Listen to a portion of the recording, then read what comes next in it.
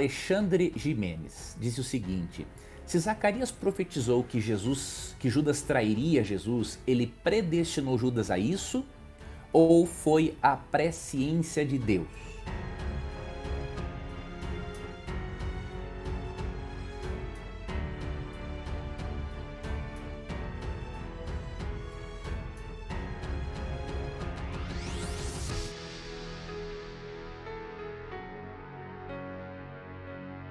Boa pergunta.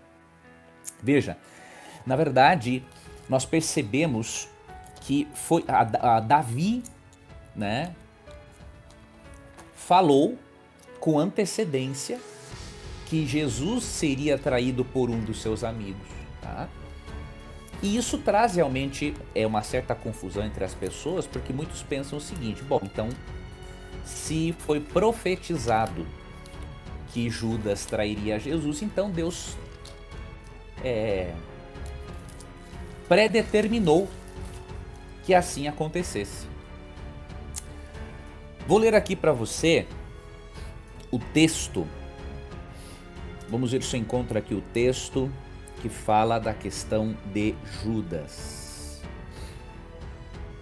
Aqui, Salmo 22, fala de como Jesus fala assim: Deus meu, por que me desamparaste? Nessas palavras aqui do salmista Davi foram as palavras, isso aqui foi profético, dizendo o quanto Jesus ia se sentir pisoteado, digamos assim, pelos pecados da humanidade na cruz. Então lá em Mateus 27, Cristo disse isso aqui mesmo, né?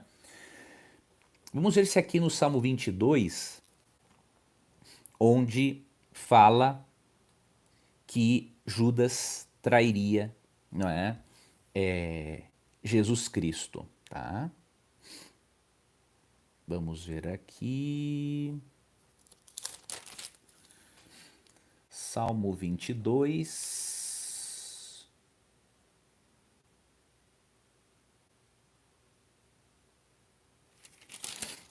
Vamos ver se eu acho aqui.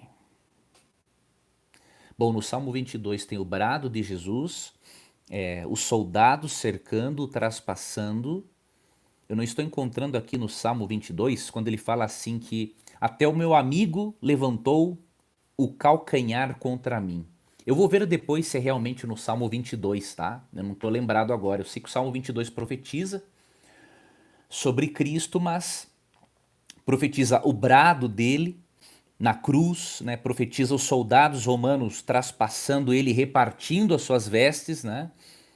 Agora a questão de Judas eu tenho que dar uma procurada melhor aqui para eu ver. Se alguém encontrar primeiro que eu, o texto me fala, tá bom? Veja, Alexandre, nós não podemos confundir presciência com predestinação. O calvinista faz muito isso. Ele pensa o seguinte, que se Deus sabe as coisas por antecipação, então ele é quem determina. Só que isso é falso. O fato de Deus saber não significa que ele predeterminou que as coisas assim o fossem. Por exemplo, Deus sabia da existência do mal, do pecado, da destruição, do sofrimento, mas isso não significa que a onisciência de Deus seja a culpada. Se fosse, Deus seria o responsável direto pelo mal. E aí teríamos um Deus totalmente uma caricatura muito mal feita do Deus bíblico, que é amor, que é justiça e que é a salvação. Na verdade, eu gosto de um pensamento que o doutor Reinaldo Siqueira disse certa vez, que é o seguinte: as coisas acontecem não porque Deus prevê porque elas vão acontecer. Percebe a diferença? As coisas acontecem não porque Deus preveu, ou seja, a previsão de Deus não faz as coisas acontecerem. Deus preveu porque ele sabe que elas vão acontecer. Então é diferente. O fato de Deus prever que um dos apóstolos trairia Jesus não quer dizer que Deus queria que fosse assim. Deus elaborou os aspectos gerais do plano de salvação. Agora, a resposta das pessoas a este plano de salvação, como por exemplo a resposta de Judas, não foi Deus quem predeterminou, ele simplesmente sabia. Então, saber com antecedência não é o mesmo que predeterminar. A onisciência de Deus não é causativa. Ela não causa as coisas.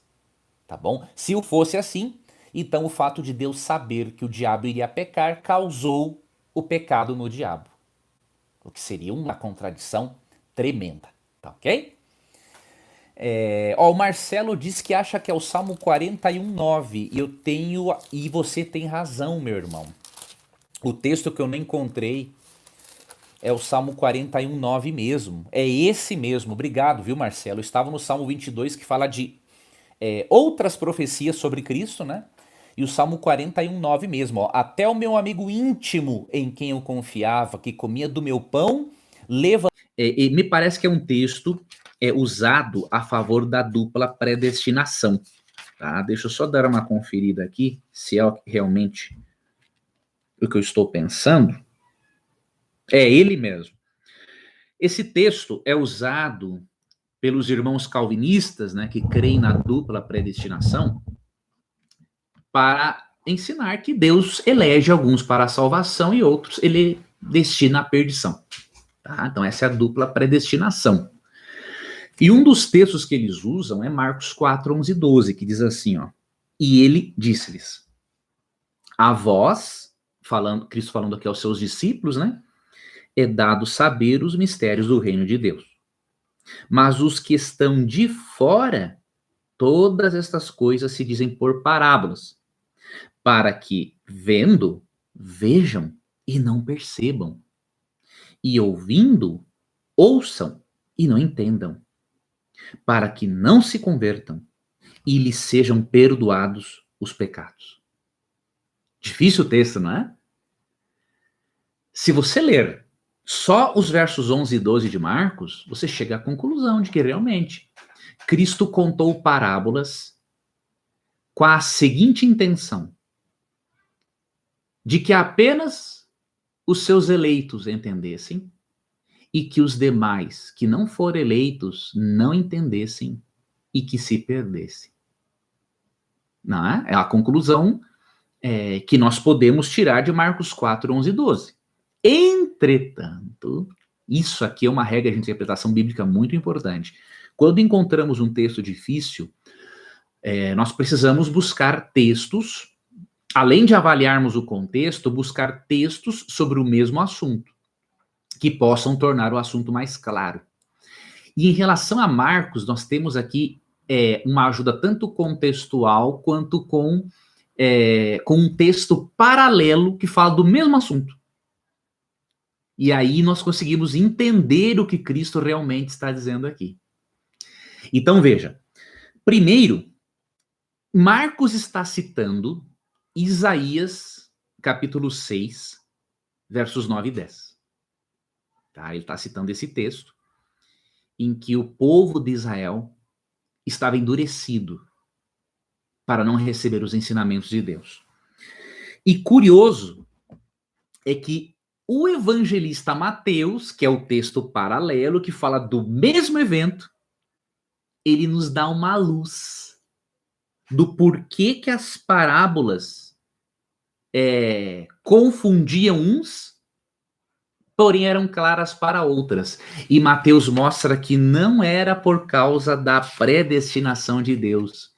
O problema não estava nas parábolas em si, mas no tipo de solo, ou seja, no tipo de coração que recebe esses ensinamentos, o tipo de solo que recebe a semente da palavra de Deus.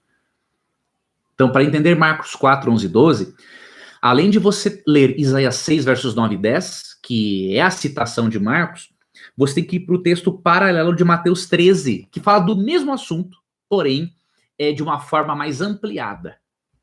Não tão resumida como Marcos faz, tá? E aí o que acontece? Olha o que Mateus diz, é o mesmo assunto, é o mesmo tema, Cristo fala para as mesmas pessoas, tá? Mateus 13, 13 a 15. Por isso lhes falo por parábolas, porque eles vendo não veem, e ouvindo não ouvem nem compreendem. E neles se cumpre a profecia de Isaías, né, que eu disse que ele havia citado Isaías 6, 9 e 10, que diz: Ouvindo ouvireis, mas não compreendereis. E vendo vereis, mas não percebereis. Agora, por quê? Agora você vai ver que não é a culpa de Deus, não é a dupla predestinação. Ó, verso 15. Porque o coração deste povo está endurecido. E ouviram de mau grado com seus ouvidos. E fecharam os olhos, para que não vejam com os olhos, e ouçam com os ouvidos, e compreendam com o coração, e se convertam, e eu os cure. Então você percebe, Mateus deixa mais claro, mais detalhado, né? Mateus explica que as parábolas não surtem efeito em certas pessoas, não porque Deus predestinou para assim o ser, mas porque, de acordo com o verso 15, eles se endureceram, eles de mau grado com seus ouviram, eles fecharam os seus olhos, né? E não quiseram compreender para se converter. Então você tem que, para entender Marcos, tenha em mente que ele cita Isaías 6, 9 e 10, que fala da rebeldia de Israel, e vá ao texto paralelo de Mateus 13, 13 a 15. Aí você mata a charada. Né? Cristo não contava as parábolas para confundir alguns. Na verdade, ele queria alcançar a todos. Até o próprio capítulo 4 de Marcos nos mostra isso. Aí eu deixei para mostrar esse argumento contextual depois. Primeiro, vimos o texto paralelo. Olha, por exemplo, aqui, ó, em Marcos 4, 33, ó, e 34. Veja que o propósito da parábola não era confundir aqueles que Deus predestinou para a perdição. Né? O problema não estava na parábola em si, mas no coração do povo. É isso que Mateus 13, 13 a 15 esclarece, né? E aí, em Marcos 4, 33 e 34, diz assim, ó. E com muitas parábolas, tais lhes dirigia a palavra, segundo o que podiam compreender. Então, percebeu? A parábola tinha qual propósito? Comunicar a verdade de forma compreensível. 34. E sem parábolas, nunca lhes falava. Porém, tudo declarava em particular aos seus discípulos. Então, todo aquele que tivesse interessado, e caso não entendesse, e o procurasse para entender o assunto, ele explicava. Tá? Então você percebe, o texto não fala da dupla predestinação, como ensinam nossos irmãos calvinistas, tá bom? Muito boas as perguntas também da Isa.